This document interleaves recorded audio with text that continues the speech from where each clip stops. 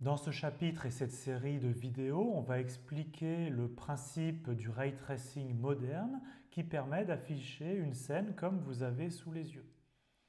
Alors dans des chapitres précédents, on a déjà vu le lancer de rayons élémentaires, c'est-à-dire comment calculer l'intersection d'un rayon avec une figure géométrique comme un plan, une sphère ou une boîte de l'espace. On a aussi vu le principe général de l'éclairage avec le modèle d'illumination de Phong qu'on reverra rapidement. Mais ici, on a une scène qui est beaucoup plus complexe. Donc qu'est-ce qu'on a sur cette scène? On a en fait 5 objets principaux, donc une boule blanche, un cône rouge, un tore vert, un cube bleu et un carré transparent comme s'il était en verre. Il y a un sixième objet qu'on perçoit un petit peu plus tard, c'est qu'en fait, au fond de votre scène, vous avez un miroir qui reflète vos 5 objets principaux. Alors, qu'est-ce qu'il y a de nouveau par rapport à ce qu'on connaît déjà?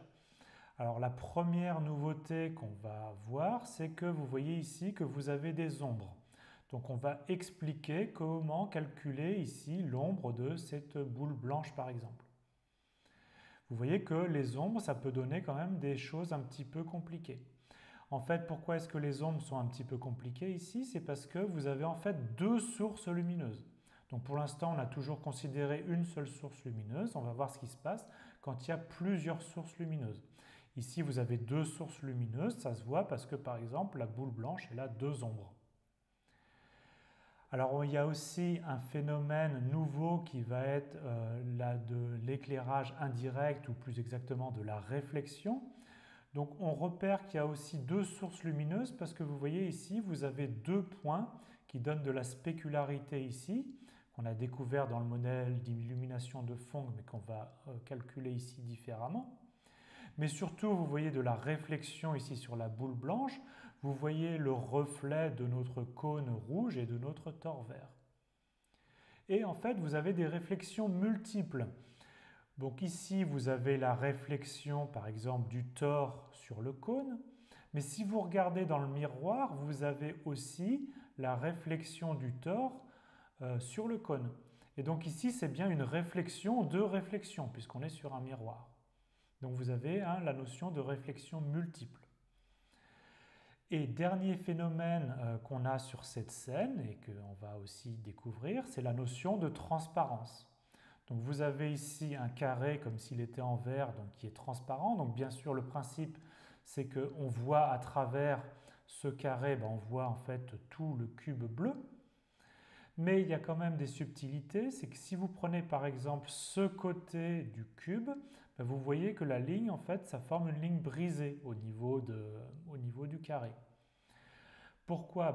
Quand un rayon traverse une surface transparente, il y a un phénomène de réfraction, c'est-à-dire que le trajet du rayon lumineux est dévié, et donc ça fait ici cette rupture dans la continuité du segment.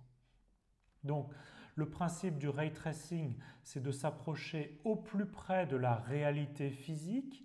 On va lancer un rayon lumineux sur un objet. Et quand on lance un rayon lumineux sur un objet, il y a deux phénomènes qui se passent. Il y a un phénomène de réflexion, le rayon est réfléchi. Et puis, pour les objets transparents, il y a un phénomène de réfraction.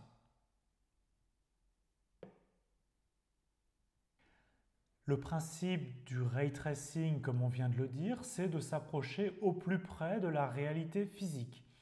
Alors, quelle est cette réalité physique?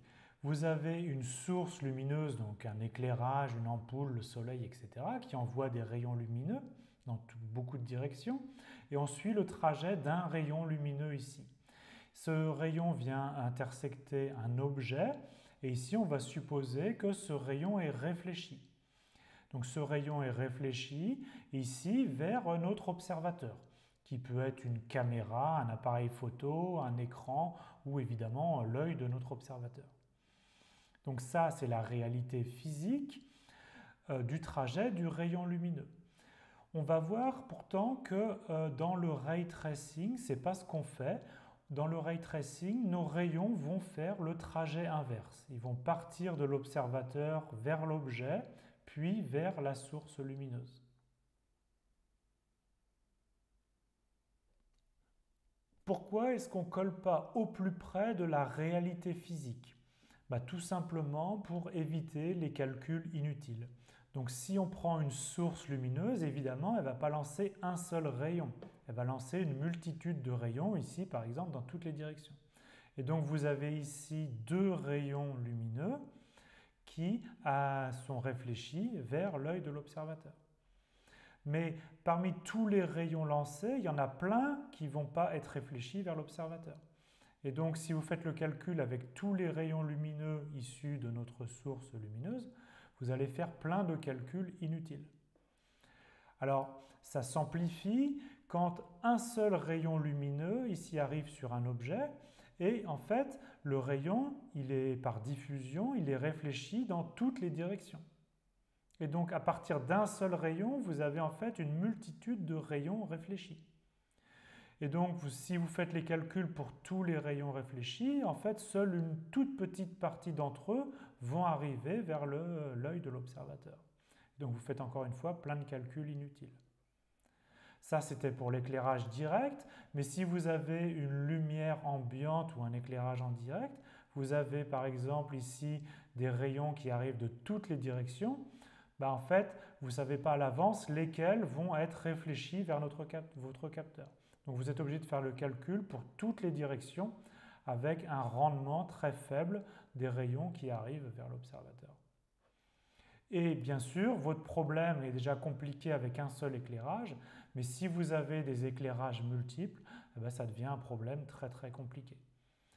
Donc, on ne va pas lancer des rayons depuis la source lumineuse parce que c'est une méthode qui n'est pas efficace. Il y a plein de rayons qu'on lancerait qui ne serviraient à rien, qui n'arriveraient jamais jusqu'à l'observateur. Et donc, on va partir de l'observateur pour faire le trajet inverse. À partir de maintenant, on va lancer nos rayons depuis l'observateur. Donc vous avez ici une scène avec nos trois objets principaux. Donc bien sûr, les objets qu'on veut afficher. On a l'éclairage et puis on a l'observateur qu'on décompose ici en deux parties. La position de l'observateur et puis l'écran qui correspond au capteur ou à la rétine qui pour nous est modélisé par un écran formé de pixels sur lequel, bien évidemment, on veut afficher la scène visible et éclairée. Donc le principe du ray tracing pour les grandes lignes, c'est qu'on lance un rayon depuis la position de l'observateur à travers l'écran en direction des objets de notre scène. On calcule l'intersection de notre rayon avec notre objet, on a un point d'intersection. Et depuis ce point, on relance un rayon vers la source lumineuse. Et donc, ce qu'on fait, c'est exactement le trajet inverse d'un rayon lumineux qui irait vers l'objet et reviendrait vers notre observateur, sauf qu'on ne calcule que des rayons utiles. Alors, un petit peu de vocabulaire géométrique. Vous avez ici notre observateur et son écran. Ça forme, si vous voulez, un cône à base rectangulaire ou si vous voulez une pyramide ou un prisme. Mais bien sûr, ne seront visibles que ce qui est devant l'écran. D'accord ? Et donc cette scène visible s'appelle un frustum et c'est aussi un prisme tronqué.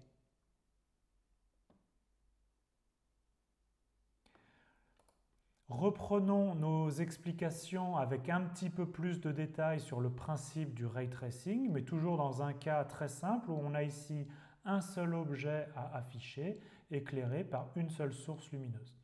Donc on veut afficher cette scène-là sur un écran qui est composé de pixels. Et donc ce qu'on fait, c'est qu'on va colorer pixel par pixel tous les pixels de cet écran.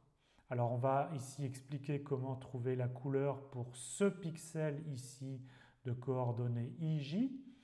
Donc on part de l'origine qui est pour nous la position de l'observateur.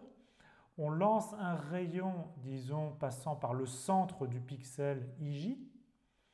Et il faut calculer l'intersection de ce rayon avec notre objet. Ici, ce rayon, il intersecte l'objet en un point P. Et donc maintenant, il s'agit d'attribuer une couleur perçue en ce point P. Donc la couleur en P, la couleur perçue, elle dépend de plusieurs choses. Elle dépend bien sûr de la couleur de l'objet, mais elle dépend aussi de l'éclairage, sa couleur, sa position, sa force, etc.